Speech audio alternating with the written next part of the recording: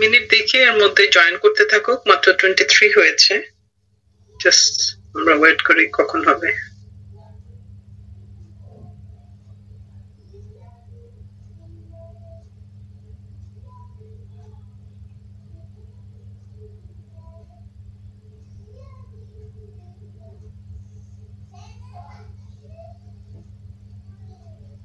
আসসালামু আলাইকুম।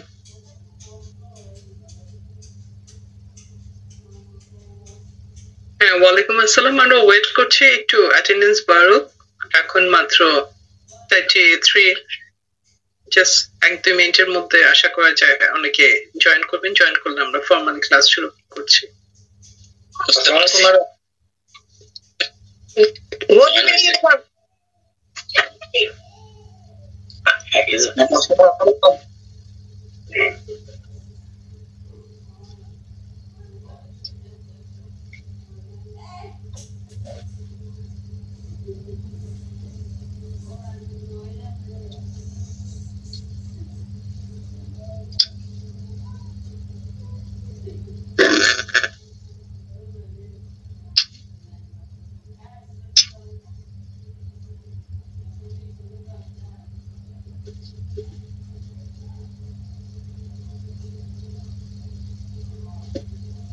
প্রিলিমিনারি যে ওখানে বেসিকে আছেন, কিন্তু কোর্সের যে আমাদের একটা হোয়াটসঅ্যাপ গ্রুপ আছে, ওখানে সম্ভবত এখন পর্যন্ত টোটাল ইয়ে হচ্ছে কতজন, আমি দেখেছিলাম যে মেম্বার্স 51 মেম্বার্স আমি ছাড়া। তো এটা একটা বিষয় যে আপনাদের আরো অনেকেই হয়তো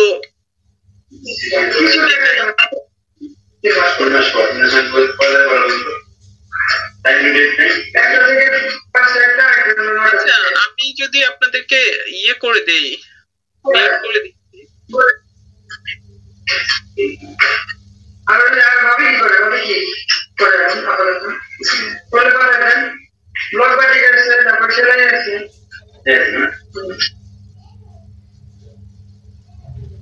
তো যে বিষয়টা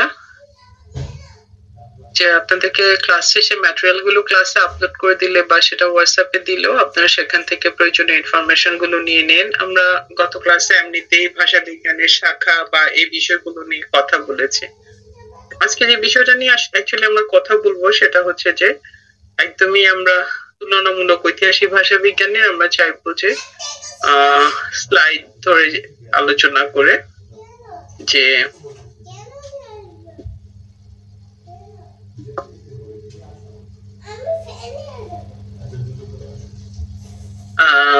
যে বিষয়টা যে তুলনামূলক ঐতিহাসিক ভাষা বিজ্ঞানের মূল যে কিছু বিষয়গুলো আছে, যে আমরা জানি ভাষা বিজ্ঞানটা কি, ভাষা বিষয়ক যে শাস্ত্র, যে বিভিন্ন দৃষ্টিকোণ থেকে ভাষাকে বিশ্লেষণ করা যায়, সেটা আমরা ক্লাসে আপনাদের সাথে কথা বলেছি। যে সেটা স্তর ভিত্তিক হতে পারে, যেমন ধ্বনিতত্ত্ব, রূপতত্ত্ব, বাক্যতত্ত্ব যেমন হতে পারে,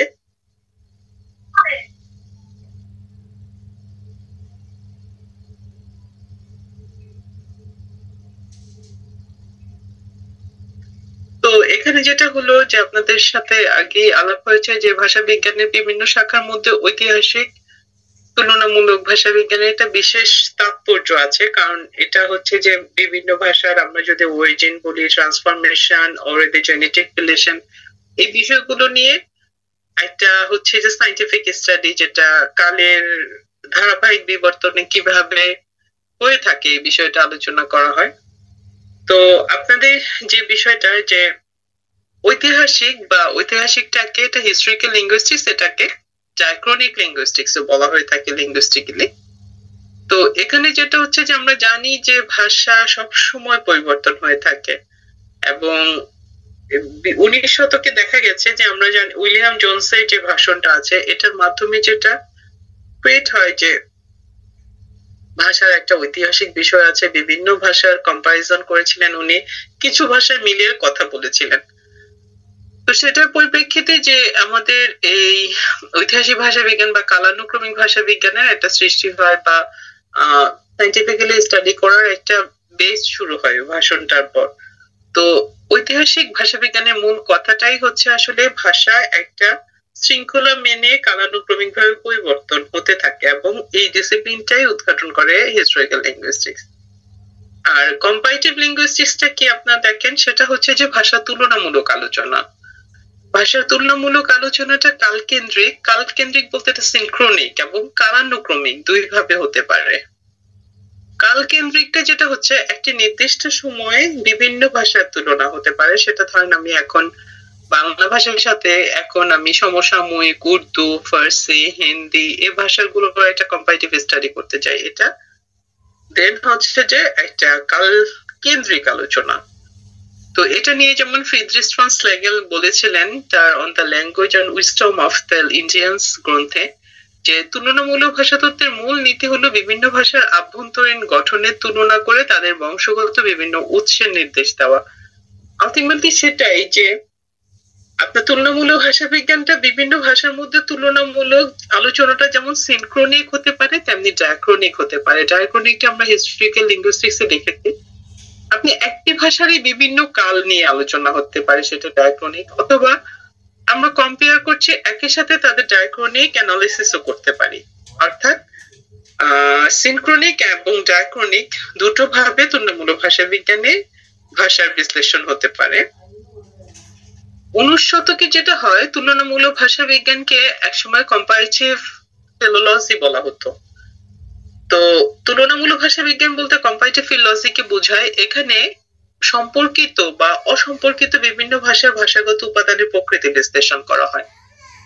তুলনামূলক ভাষা বিজ্ঞানে যেটা করা হয় সংগঠনের তুলনা করা হয়। যেমন ধরেন এখন আমি চাচ্ছি যে বাংলা ভাষার আর ইংরেজি ভাষার মধ্যে কি কি মিল আছে, আমি এখন তাদের ফনেটিক মিলটা হতে পারে। সংগঠনটা বলতে এখানে ভাষার ধ্বনিগত দিক, শব্দগত দিক, বাক্যগত দিক, অর্থগত দিক এই বিষয়গুলো বোঝানো হয়ে থাকে। তো ধরেন আমি এখন একটা সুনির্দিষ্ট সময়, এখন আমি একবিংশ শতাব্দী 2025 সালে বাংলা ভাষার সাথে এরকম ইংরেজি ভাষা এটা কম্পারেটিভ স্টাডি করছি, অথবা আমি বাংলার সাথে ফার্সি করছি। তো এটা হচ্ছে যেমন একটা যে সিনক্রনিক স্টাডিজ। এখন আমি দেখা গেল যে তুলনামূলক ভাবে কম্পারেটিভ স্টাডি করছি বাংলা ভাষা এখন কি ছিল, বাংলা ভাষা 50 বছর আগে কি ছিল, 19 শতকে কি ছিল, 18 শতকে কি ছিল, এই ডাটাগুলো নিয়ে ইংরেজি ভাষারও সেম ডাটা, ওই ভাষারও ডায়াক্রনিক স্টাডিটা করে দুটো ভাষার আমি তুলনামূলক একইভাবে সিনক্রনিক ডায়াক্রনিক স্টাডিজ করতে পারি। আমার এইটার যে লক্ষ্য সেটা হচ্ছে এগুলোর যে মূল উৎস আছে, এই মূল উৎস ভাষাটা কেমন হতে পারে সেটা সম্পর্কে আইডিয়া দেওয়া, একটি আরেকটাকে কিভাবে প্রভাব বিস্তার করছে, এটা হচ্ছে এই বিষয়গুলো। তুলনামূলক ঐতিহাসিক ভাষা বিজ্ঞানের মধ্যে কিছু পার্থক্য যদি আমরা বলি, আমি আপনাদেরকে ম্যাটেরিয়াল দিব, বিভিন্ন বই যে বইগুলো আছে সেগুলো গুগল ক্লাসরুমে দিব, পাশাপাশি হোয়াটসঅ্যাপেও দিব। আপনি ক্লাসরুমে কি এখানে যারা জুম ক্লাসে আছেন, জুমের মিটিং এ আছেন, তারা সবাই কি ক্লাসরুমে জয়েন আছেন হিস্টোরিক্যাল কম্পারেটিভ লিঙ্গুইস্টিক্স এর?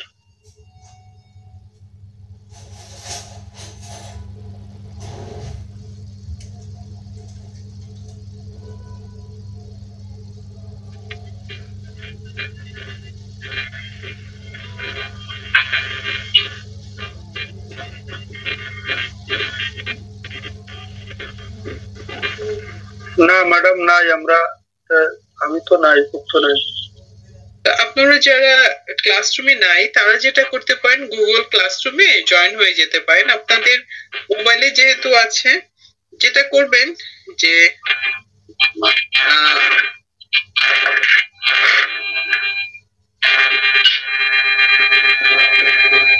আচ্ছা, যে কথা বলবেন সে শুধু মাইক্রোফোন অন করেন,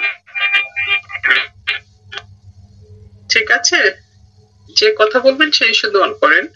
ম্যাডাম এরা আমরা কিভাবে জয়েন করবো একটু যদি বলে দিতেন। আপনাদের যদি স্মার্টফোন হয় আপনারা গুগল ক্লাসরুমটা আপলোড করে নিন, ওখানে ওটা আপনার সাইন ইন করতে হবে ইমেল দিয়ে, আপনাদের জিমেইল থাকতে হবে। তো আপনারা যখন ওই গুগল ক্লাসরুম সফটওয়্যারটা আপনাদের মোবাইলে ইনস্টল করে নেবেন, আপনার যদি কেউ না পারেন ফ্যামিলি মেম্বার কেউ পারলে তাকে দিয়ে করলেন, আদারওয়াইজ দোকানে গিয়ে করতে হলে গুগল ক্লাসরুম আপনারা করে ওটা আপনার ইমেল নাম্বার থেকে সাইন ইন করবেন। সাইন ইন করলে আপনার যে আমরা দিব, যে লিংকটা দিব সেই লিংকটা ক্লিক করলেই আপনি জয়েন করতে পারবেন ক্লাসরুমে অ্যাজ এ স্টুডেন্ট। ওখানে তো প্রায় অনেকেই জয়েন করেছে আপনাদের। যে কোনো ইনফরমেশন বা এই যে ক্লাসরুমের যে আমাদের ফিক্সড রিকারিং আমরা ক্লাস নিচ্ছি জুম মিটিং, অর্থাৎ একটা লিংকে প্রতি সপ্তাহে আমরা ক্লাস নিচ্ছি। তো আপনারা এটা জয়েন করতে পারবেন প্রতি সপ্তাহে।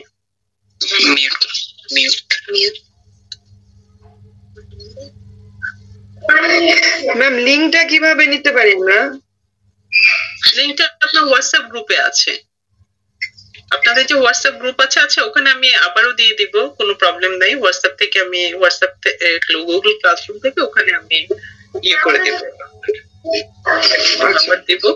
আপনারা যারা যারা ক্লাসরুমে আছেন তারা সবাই জয়েন করতে পারবেন, যারা যারা হোয়াটসঅ্যাপে আছেন। ম্যাম আসসালামু আলাইকুম।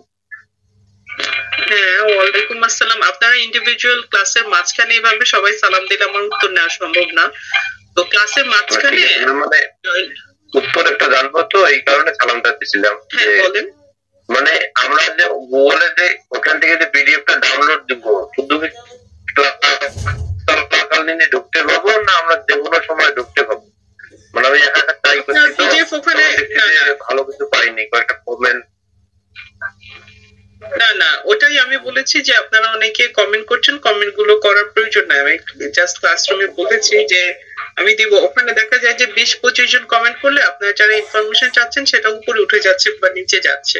আমি ম্যাটেরিয়াল ক্লাসরুমেই আপনি পাবেন, ক্লাসরুমে গিয়ে আপনি ম্যাটেরিয়ালস এ গেলেই আপনি ম্যাটেরিয়াল গুলো পাবেন। ফার্স্ট ক্লাসের আমি ক্লাস 2 এরও ম্যাটেরিয়াল দিয়ে দিব ক্লাসরুমে।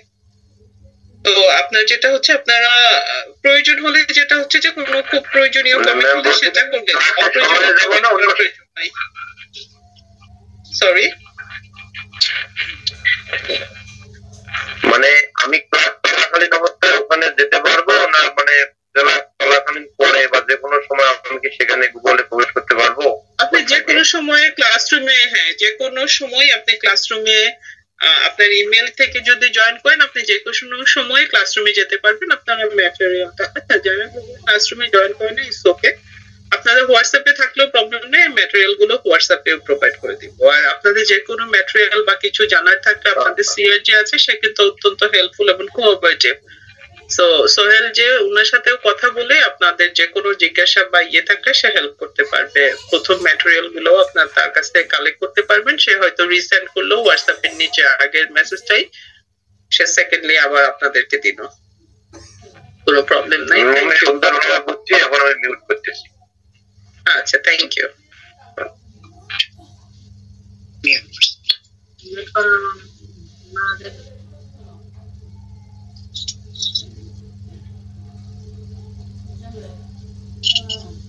তাহলে এখন আমরা যে বিষয়টা ছিলাম, আমি শেয়ার স্ক্রিনে আবার যাচ্ছি।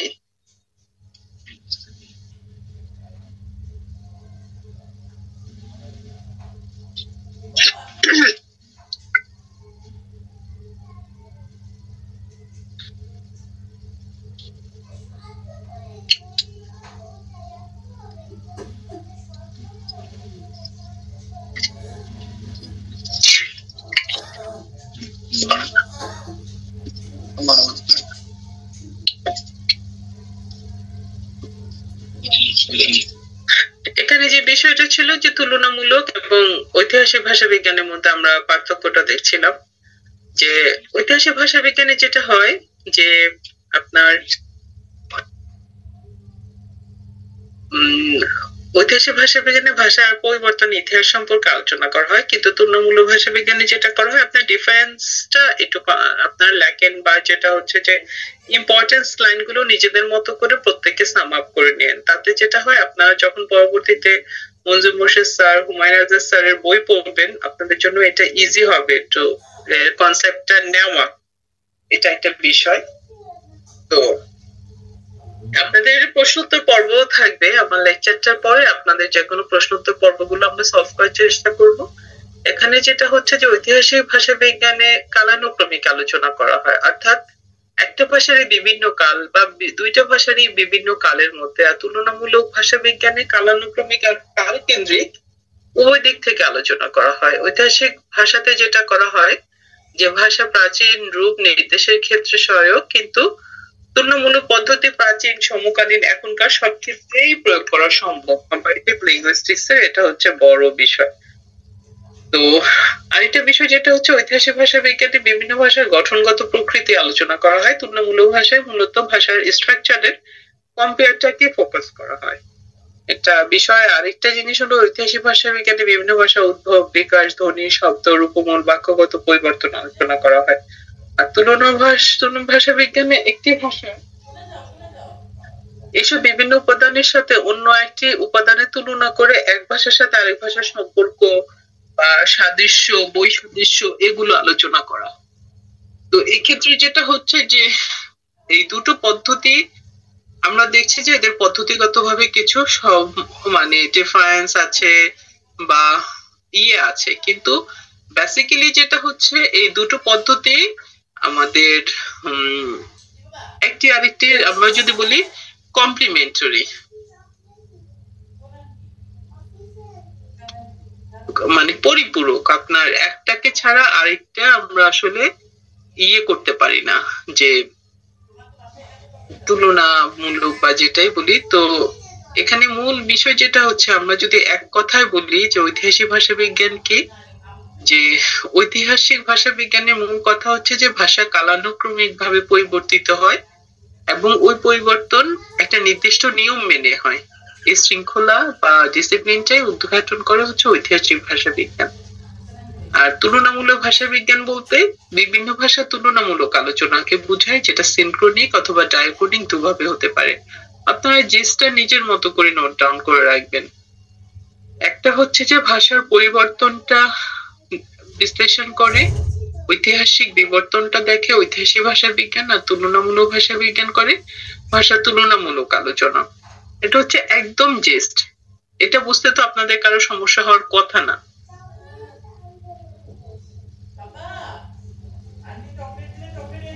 তো আমরা একদম তুলনামূলক ভাষা বিজ্ঞান কি আর ঐতিহাসিক ভাষা বিজ্ঞান কি এটা আপনার একদম ক্লিয়ার হলাম। এটা নিয়ে তো আপনাদের কারো কোনো সমস্যা আছে?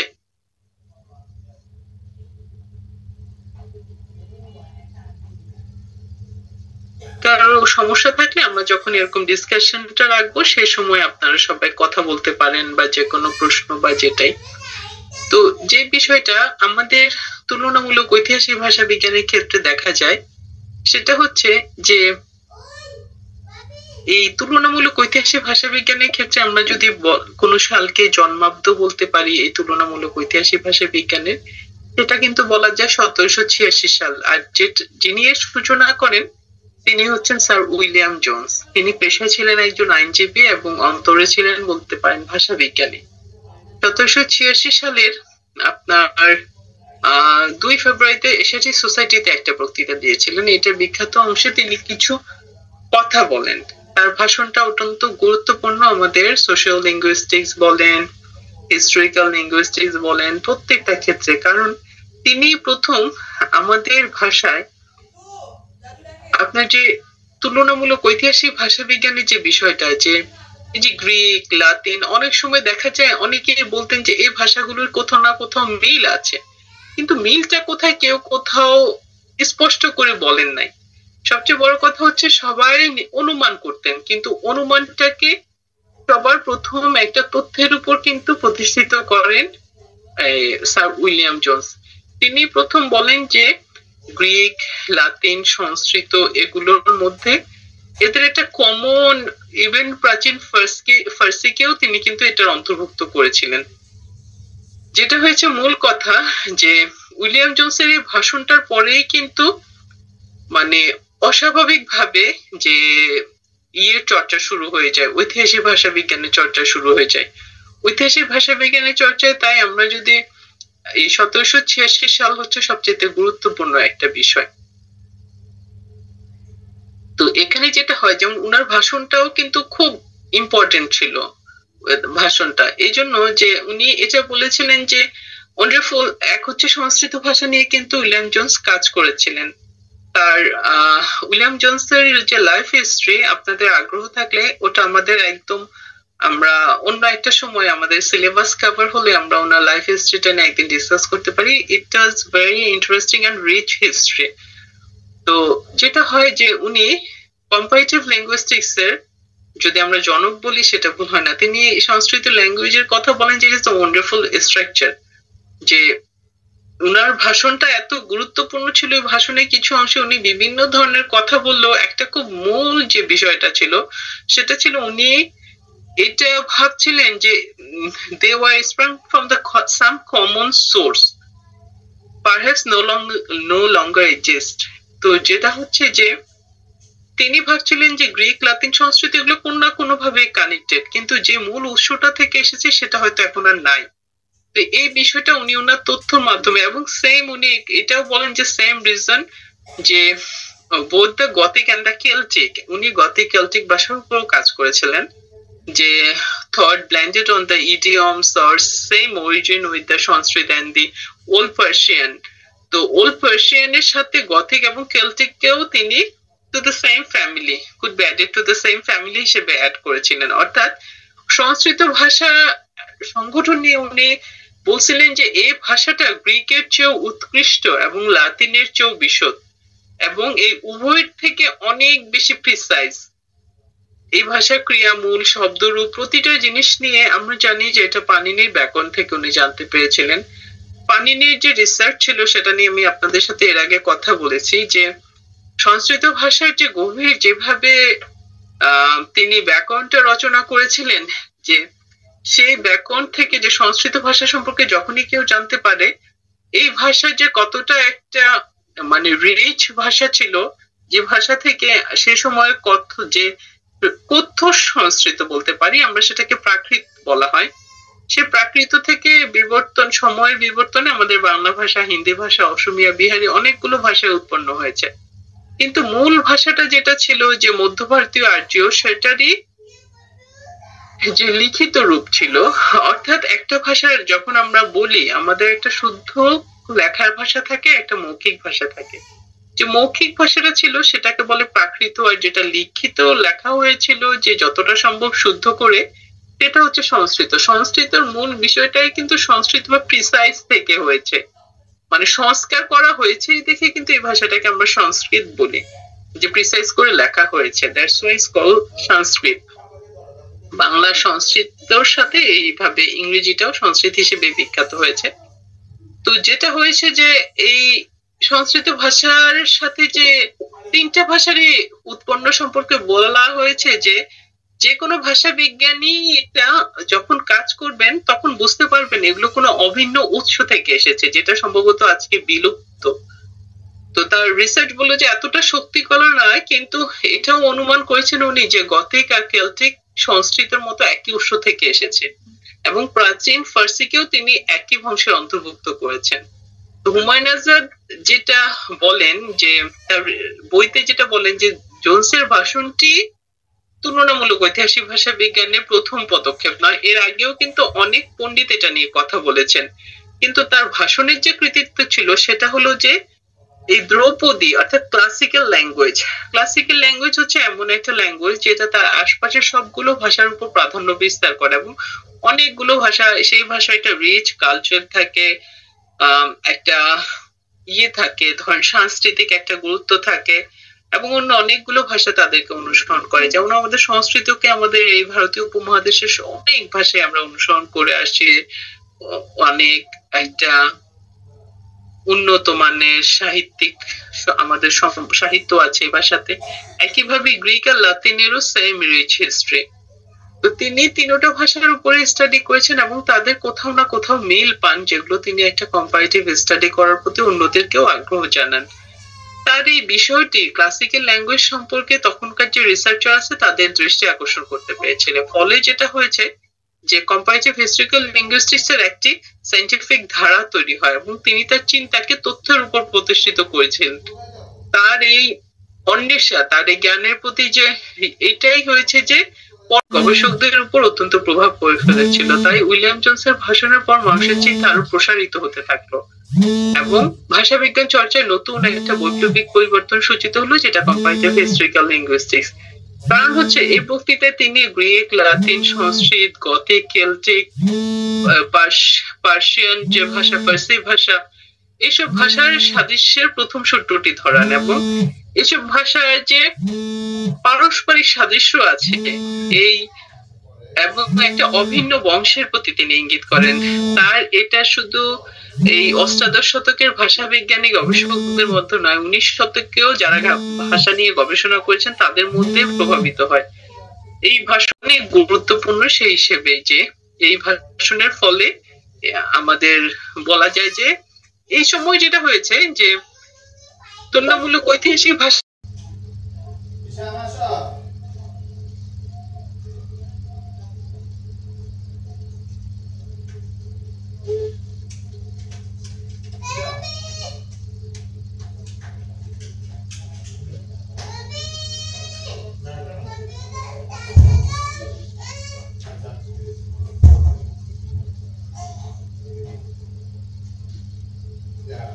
কথা শোনা যাচ্ছে না ম্যাম।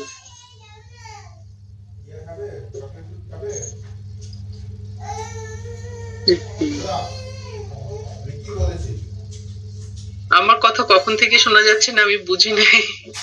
ওকে, সেটা হচ্ছে যে উইলিয়াম জোনসের ভাষণটা তো আপনারা সবাই শুনেছেন, সেটা জাস্ট 1 মিনিট হলো। তো যেটা হয়েছে ফ্রিডরিখ ফন স্লেগেলের কথা আমি আলোচনা করছিলাম যে জার্মান ভাষাতে তিনি প্রথম তুলনামূলক ব্যাকরণ অভিধাটি প্রথম প্রয়োগ করেন এবং তার থেকে কম্পারেটিভ ফিলোলজি ও লিঙ্গুইস্টিক্স টার্মটা প্রথম ব্যবহার করা হয় এবং তিনি তুলনামূলক ভাষা বিজ্ঞান নিয়ে কিছু প্রিন্সিপল তিনি নির্দেশ করেন। সেটা 1808 সালে তার একটা বইয়ের কথা আমরা বললাম যেখানে তিনি তুলনামূলক ভাষা বিজ্ঞান সম্পর্কে on the language and wisdom of the Indians একটা গ্রন্থে তিনি যেটা করেন তুলনামূলক ভাষা বিজ্ঞানের কিছু প্রিন্সিপল নির্দেশ করেন এবং এইসব ভাষার আভ্যন্তরীণ যে গঠন সেটা তাদের তুলনা করে উইলিয়াম জোনসের যে কথাটা তিনি বলেছিলেন তার 1786 সালের ভাষণে, সেই মতো করে তিনিও এইসব ভাষায় যেটা করেন যে ইন্টারনাল যে স্ট্রাকচার আছে সেটা তিনি তুলনা করেন এবং এদের অভিন্ন উৎসের কথা নির্দেশ করেন। তার গ্রন্থটি ইউরোপীয় কয়েকটি ভাষার মধ্যে সাদৃশ্য আবিষ্কার করে সেগুলো তুলনামূলক বিশ্লেষণ করেন এবং তিনিও দেখে অবাক হন যে সংস্কৃত ভাষার বহু শব্দ মানে তার কাছেও তিনি আশ্চর্যজনক ভাবে দেখেন যে জার্মান, লাতিন ও গ্রিক ভাষার মধ্যে আছে এবং তিনি এটা বলেন যে এইটা কোনোভাবে কোইন্সিডেন্ট না, অর্থাৎ কোনো আকস্মিক কারণ না, এটা হতে পারে এইসব ভাষা সমূহের একটা অভিন্ন ইতিহাস আছে, একটা উদ্ভবের একটা বিষয় আছে। অর্থাৎ তিনি এসব বিষয়কে তিনি ব্যাকরণগত শ্রেণীবিন্যাসের মাধ্যমে অ্যাফিক্স এবং অর্গানিক দুটো ভাগ করেন।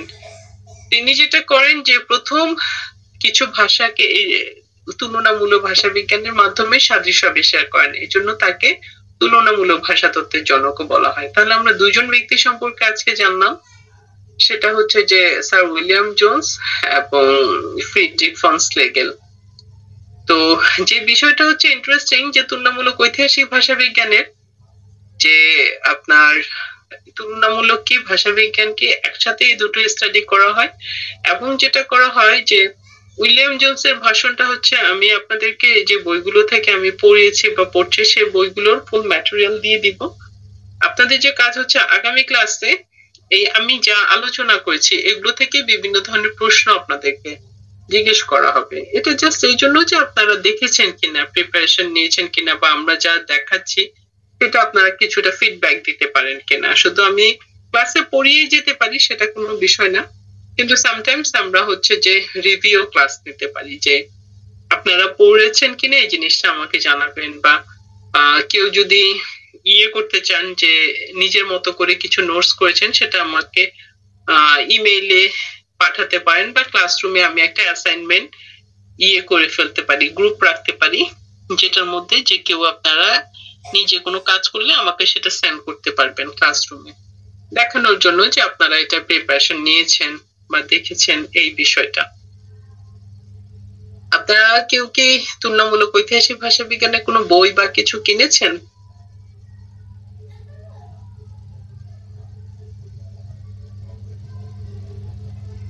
না ম্যাম, কিভাবে কিনবো, কোথা থেকে কিনবো কেউ তো জানি না। আপনি তুলনামূলক ঐতিহাসিক ভাষা বিজ্ঞানের বই যে কোনো জায়গায়, নীলক্ষেতে তো অনেক বইয়ের দোকান আছে সেখান থেকে পাবেন, তারপর বাংলা একাডেমি থেকে পাবেন, বিভিন্ন গ্রন্থাগার বা সেমিনার গুলো যে আছে সেগুলোতে পাবেন। আপনারা বাংলার প্রিলিমিনারি বা মাস্টার্স এসব জায়গায় গেলেই এই বইগুলো পাবেন, বেসিক বইগুলো।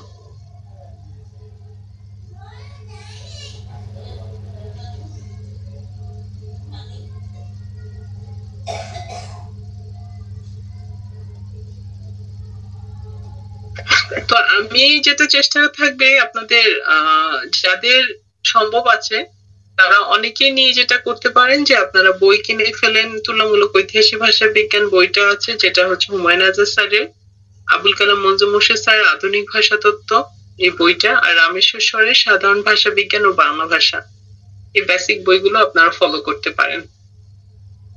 আর আমি যেটা করব, ক্লাস শেষে ম্যাটেরিয়ালটা দিয়ে দিব আজকে বা কালকে, যখন দিব আপনারা সেটা ক্লাসরুম থেকে নিয়ে নিন। হোয়াটসঅ্যাপ গ্রুপেও দিয়ে দিব। যেহেতু হোয়াটসঅ্যাপ গ্রুপে আপনাদের টোটাল স্টুডেন্ট কতজন সোহেল আপনি কি জানেন? আমি তো জানি আপনাদের 170, বাট ক্লাসে অনেক কম থাকে, মাত্র 55।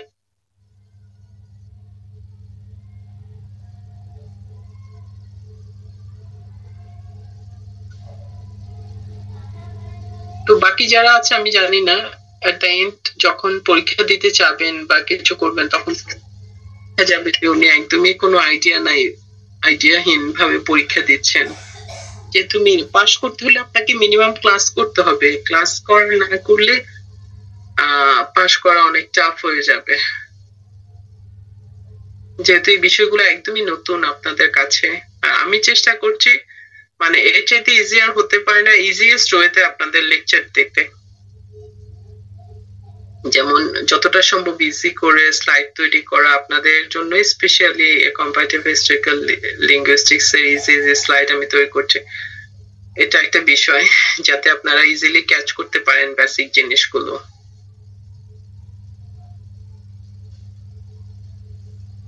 আপনাদের কারো কোনো গত ক্লাস দেখেছেন আপনারা? ভাষা বিজ্ঞানের শাখা নিয়ে আমি তো ম্যাটেরিয়ালও দিয়েছি। সমকালীন ভাষা বিজ্ঞান একটা বইয়ে খুব সুন্দর করে আছে, আপনারা দেখেছেন কেউ? বা 2 মিনিট বলতে পারবেন?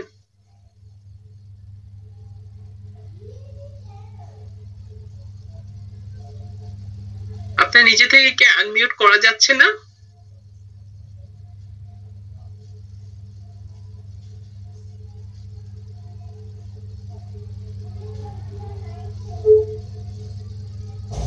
ম্যাডাম আমি প্রথম ক্লাসটা দেখতে পারিনি। ও প্রথম ক্লাসে আসেননি, এই তো? না, মেসেজ পাইতে মানে মেসেজটা আমি দেখি না আর কি, ঢুকতে পারি। ওকে ঠিক আছে, এখন তো জয়েন করেছেন, এখন তো সমস্যা হচ্ছে না? না ম্যাডাম, আজকে ঢুকতে পারছি। Okay good. আসসালামু আলাইকুম ম্যাডাম, আমি মনসুর মুর্শেদ স্যারের বইটা নিয়েছি এন্ড হচ্ছে স্টাডি করতেছি। ও গুড, ভালো। আপনাদের হয় যে একটা দুইটা বই, বেসিক বই যদি নিজের সাথে থাকে দেখা যায় লেকচারের সাথে আপনি মিলিয়ে ইজি হয় যখন আপনারা নিজের জন্য কোনো উত্তর বা কিছু রেডি করবেন।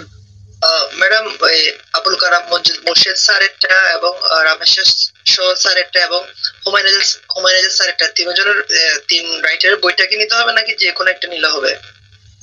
আপনি যদি একদম বলেন যে এই কোর্সের জন্য একটা বই চাচ্ছেন তাহলে আমি সাজেস্ট করবো হুমায়ুন আজাদ স্যারের তুলনামূলক ঐতিহাসিক ভাষা বিজ্ঞান বইটা নেন, কারণ অন্য বইগুলোও আছে প্রয়োজনীয়, যেটা হচ্ছে যে আপনি নিতে পারলে ভালো। আর যদি হয় যে আপনি বেশি বই কিনতে চাচ্ছেন না, একটাই বই কিনতে চাচ্ছেন, তাহলে আমি সাজেস্ট করবো হুমায়ুন আজাদ স্যারের তুলনামূলক ঐতিহাসিক ভাষা বিজ্ঞান বইটা নেওয়া। সার্চ দিলেও কিন্তু বই পাবেন। আবুল কালাম মঞ্জুর মোর্শেদ স্যার বলেন যে কোনো বই আপনি ইউনিকোডে লিখে যখন ওয়েবসাইটে সার্চ দিবেন দেখবেন। হ্যাঁ ম্যাডাম, যে আমি দেখেছি ম্যাডাম, ওটা ওয়েবসাইটে অ্যাভেলেবেল। আমার একটা জিনিস, আপনি যে আমাদের ক্লাসের লেকচারগুলো স্লাইড আকারে দিচ্ছেন, তো এগুলো হুমায়ুন আজাদ স্যারের বইয়ের মধ্যে নিশ্চয়ই তো এগুলো বিস্তারিত ভাবে বর্ণনা করা আছে? হ্যাঁ হ্যাঁ বিস্তারিত আছে। আমি চেষ্টা করবো যে আপনাদের ডিটেলস ক্লাসগুলো সেটা ম্যাটেরিয়াল আকারে দিতে, তবে সেটা নিতে একটু টাইম লাগে, বইগুলো থেকে ছবি তুলে স্ক্যান করে পিডিএফ করে দিতে হবে। জি জি জি, আমি হিস্ট্রিটা দিয়ে দিব আপনাদেরকে, জি বই আকারেই দিয়ে দিব, যাদের ক্লাস 2 ম্যাটেরিয়াল দিয়ে ক্লাসরুমে দিব, দেন দেওয়ার পর ওখান থেকে আমি আপনাদের হোয়াটসঅ্যাপ গ্রুপে তো এখানে সবাই আছেন, 506 নং একটা হোয়াটসঅ্যাপ গ্রুপ আছে, সেই গ্রুপে এখানে যে 57 প্রেজেন্ট আছেন, এই 57 নিয়ে ক্লাসরুমে আছেন। হোয়াটসঅ্যাপ গ্রুপ খোলা হয়েছে, যে হোয়াটসঅ্যাপ গ্রুপের লিঙ্কটা আপনারা প্রিলিমিনারি ক্লাসের ওখানে দিয়ে দিন। তাতে যেটা হয় যে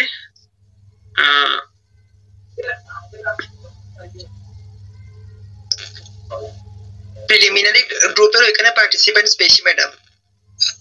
হ্যাঁ, আমি ওটাই বুঝলাম যে প্রিলিমিনারিতে যারা আছে সবাই তো এই 506 ক্লাসে আসার কথা। আপনারা ওখানে একটা লিঙ্কও দিয়ে দিতেন, তাহলে হয় যে ইন্ডিভিজুয়াল সব ম্যাটেরিয়াল যেমন কমন গ্রুপে দেওয়া না, যেটা হচ্ছে যে আপনার এই ক্লাসরুমে সবাই জয়েন করে ফেলবেন যারা আছে ওখানে। আমাদের স্টুডেন্টদের কমন গ্রুপে ম্যাডাম ওই আপনার ইন্ডিভিজুয়াল গ্রুপে লিংকটা দেওয়া হয়েছে, হয়তো অনেকে হয়তো ওই লিংকে গিয়ে ইন্ডিভিজুয়াল গ্রুপে হয়তো অ্যাড হয়নি। আচ্ছা ঠিক আছে, তো ওটা হচ্ছে ইন্ডিভিজুয়াল গ্রুপে সবাই অ্যাড হয়ে নিন, কারণ ম্যাটেরিয়াল আমরা ইন্ডিভিজুয়াল গ্রুপেই দিব। ঠিক আছে জি ম্যাডাম, আজকে ক্লাস নিয়ে আমার একটু প্রশ্ন ছিল ম্যাডাম।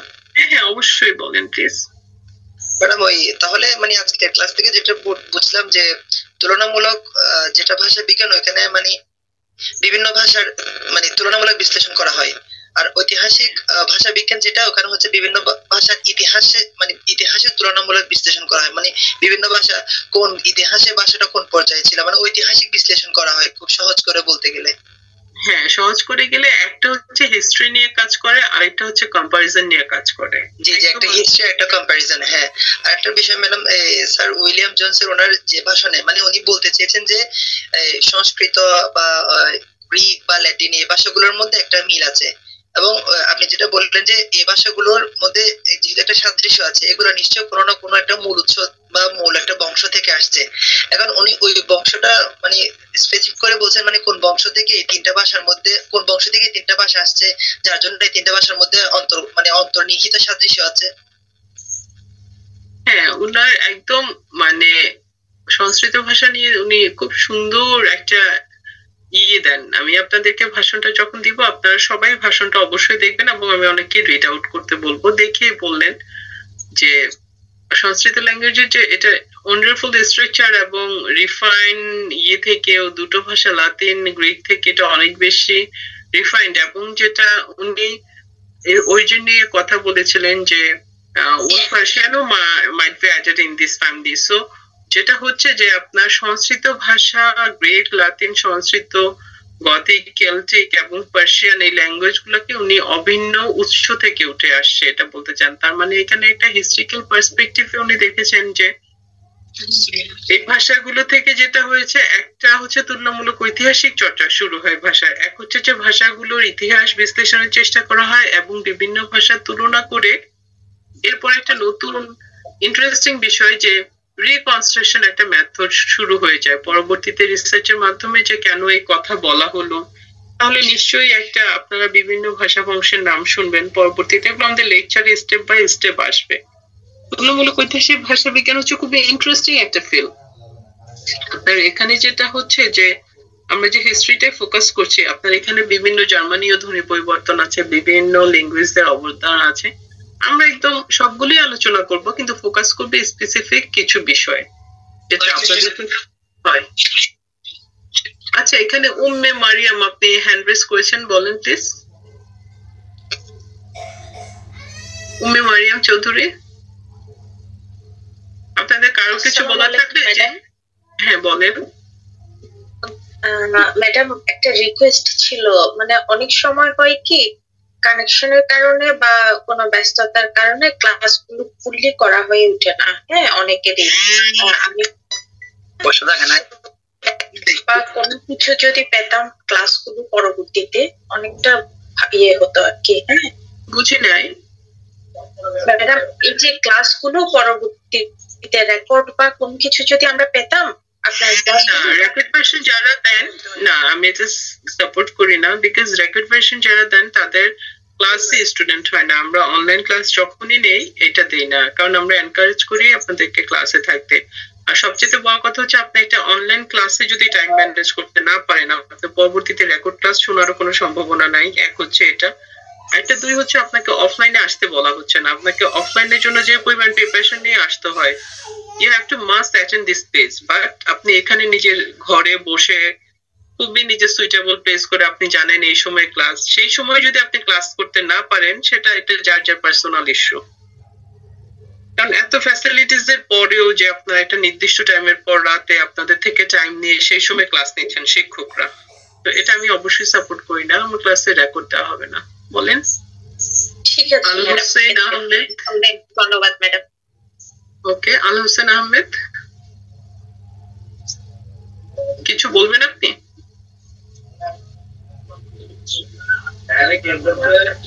হ্যাঁ বলেন।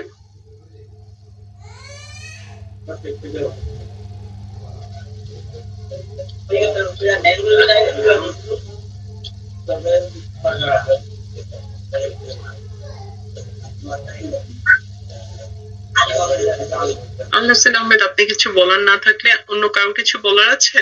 হ্যাঁ ম্যাডাম, আমার একটা বিষয় জানার ছিল ম্যাডাম।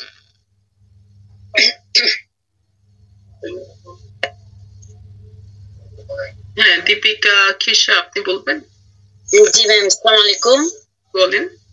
ম্যাম, জিনিসটা আমি যেটা বলতে চাচ্ছি সেটা হচ্ছে, যেমন আজকে মানে নেটওয়ার্ক প্রবলেমের কারণে আমি আটটার আগে থেকে আমি শুরু করছি অ্যাটেন্ড হওয়ার জন্য, কিন্তু হতে পারিনি। 8:17 মিনিটে হয়েছি, যার জন্য প্রথম মানে কয়েক মিনিট আমি শুরু থেকে করতে পারিনি আর কি। এই বিষয়ে যদি একটু নিতেন, কারণ আমি জানি আপনি আগের ক্লাসে বলেছিলেন যে কত মিনিটের মধ্যে যেন 15 নাকি 12 মিনিটের মধ্যে সংযোগ হতে না পারলে ওনাকে অ্যাবসেন্ট হিসেবে ধরবেন। এটার জন্য বলছিলাম ম্যাম, কারণ এই নেটওয়ার্কের কারণে আসলে আমি অ্যাড হতে পারিনি। অনেক সময় এরকম হয় ম্যাম, ফ্রি থাকা সত্ত্বেও, শত ইচ্ছে থাকা সত্ত্বেও নেটওয়ার্ক প্রবলেম হলে, আমি অনেক দূরে তো, রাঙ্গামাটি থেকে বলছি ম্যাম আমি।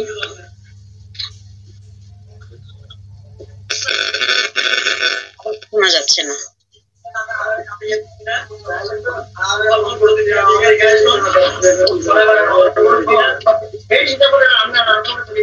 কথা শুনতে পাচ্ছি না, শেষ।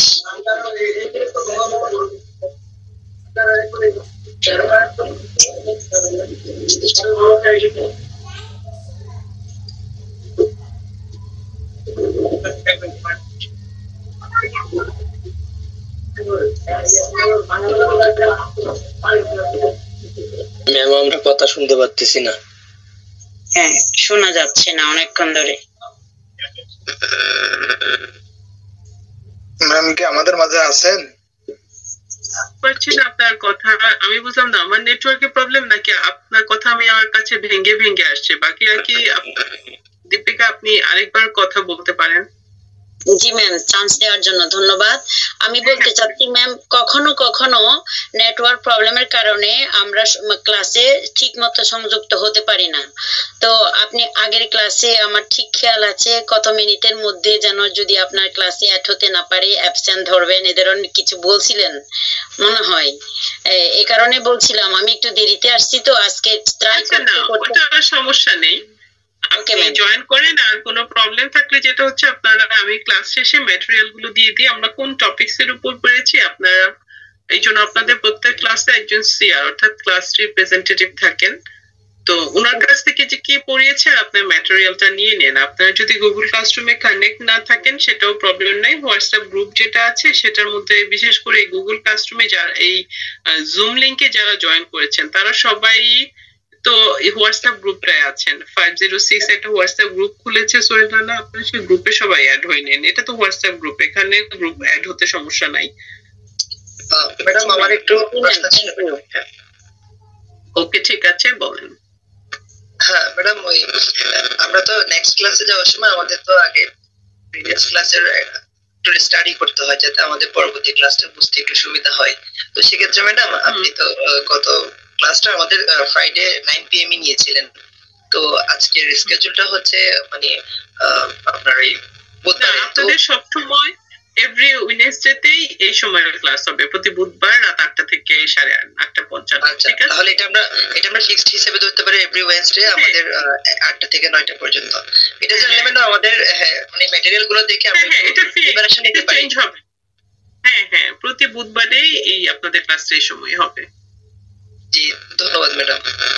আচ্ছা, ধন্যবাদ। তাহলে আমি আপনাদেরকে ম্যাটেরিয়াল গুলো ক্লাসরুমে দিয়ে দিব। আপনাদের কারো কোনো প্রবলেম হলে অবশ্যই আপনার সিআর বা গ্রুপে যারা অ্যাক্টিভ তাদের সাথে কন্ট্যাক্ট করবেন এবং ম্যাটেরিয়াল গুলো নিয়ে নেবেন। হ্যাঁ, তাতে যেটা হয় যে যেমন আজকে অনেকেই 58 আছেন, তো 58 তো আমাদের হোয়াটসঅ্যাপ গ্রুপেও নাই। যারা যারা গ্রুপে জয়েন করে নাই, আমার রিকোয়েস্ট থাকবে সবাই গ্রুপে জয়েন করে ফেলেন। ওটা 506 ওটার লিংক অবশ্যই ইতে দেয়া আছে। আপনাদের কমন যে একটা প্রিলিমিনারি গ্রুপটা আছে সেটার মধ্যে দেয়া আছে। তো আপনারা সবাই হোয়াটসঅ্যাপ গ্রুপে থাকেন, ওখানে ম্যাটেরিয়াল গুলো থাকবে, টপিকসটা থাকবে। আমরা যে টপিকস এর উপর পড়াবো সেই টপিকস এর ম্যাটেরিয়াল গুলো দিয়ে দেবো। আমি দিয়েছি আপনাদেরকে একটা যে হ্যাঁ, তো আপনারা যেটা হচ্ছে ম্যাটেরিয়াল গুলো পড়ে নিজেদের মত করে প্রিপারেশন নিন। ওকে, ধন্যবাদ। হ্যাঁ, হেলাল তালুকদার কিছু বলবেন? জি গত বুধবারে আর কি, মানে গত ক্লাসে এই যে ভাষার মূল শাখা বিষয় আর কি, যে 4টি মূল শাখা ছিল, শব্দ, ধ্বনিমূল, তারপর শব্দমূল, বাক্য তত্ত্ব এবং অর্থতত্ত্ব আর কি, প্রয়োগ তত্ত্ব। এগুলো যা আমরা পড়ছি। হ্যাঁ, এই এখন এই প্রশ্ন আকারে মানে প্রশ্ন কিভাবে হবে, একটা প্রশ্নটা যদি বলে দিতেন, বা প্রশ্ন কিভাবে আসবে, আমরা উত্তরগুলো কিভাবে। সাধারণত প্রশ্নগুলো হচ্ছে আমরা যে টপিকস গুলো পড়াই আপনার সাধারণত মাস্টার্স লেভেলে কি ধরনের প্রশ্ন হবে এটা আইডিয়া আপনার মানে ক্লাসে ওইভাবে না, আমরা যে বিষয়গুলো পড়ি আপনারা ওগুলো ডিটেলস পড়েন। এটা হচ্ছে আমি আপনাদের জানানোর জন্য পড়েছি। ধরেন ভাষা বিজ্ঞানের মূল শাখাগুলো কি এবং ঐতিহাসিক ভাষা বিজ্ঞানের সাথে সম্পর্ক বা তাৎপর্য, এমন হতে পারে প্রশ্ন। এই অ্যাকচুয়ালি এখনো আমি জানি না, আমি পড়াচ্ছি যে কি ধরনের প্রশ্ন হতে পারে। যেমন আজকেরটা আমি জানি যে আমরা তুলনামূলক ঐতিহাসিক ভাষা বিজ্ঞান কি আর এটার উদ্ভব বিকাশ পড়ানো শুরু করেছি। তো তুলনামূলক ঐতিহাসিক ভাষা বিজ্ঞান কি আর এটার উদ্ভব বিকাশে আমি ধরেন 2-3টা ভাগে পড়াবো। তো আপনার প্রত্যেকটা ভাগে আমি বলে দিব যে এটা কি ভাগে পড়িয়েছি, সেটার উপর রিভিউ ক্লাস নিব, আপনাদের প্রিপারেশন জানবো।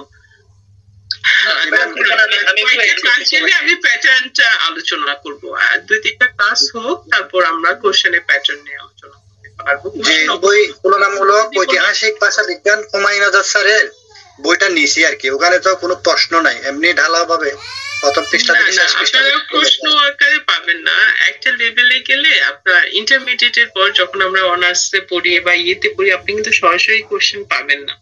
ধরেন আমি আপনাকে যে চ্যাপ্টারটা পড়াচ্ছি আপনি সেটা ভালোভাবে পড়বেন, সেখান থেকে বিভিন্ন টাইপ আমি আপনাদেরকে 1-2টা স্যাম্পল কোশ্চেন দেখাতে পারি, but all the questions I can provide because এটা অ্যান্টি রুলস অফ মাস্টার্স।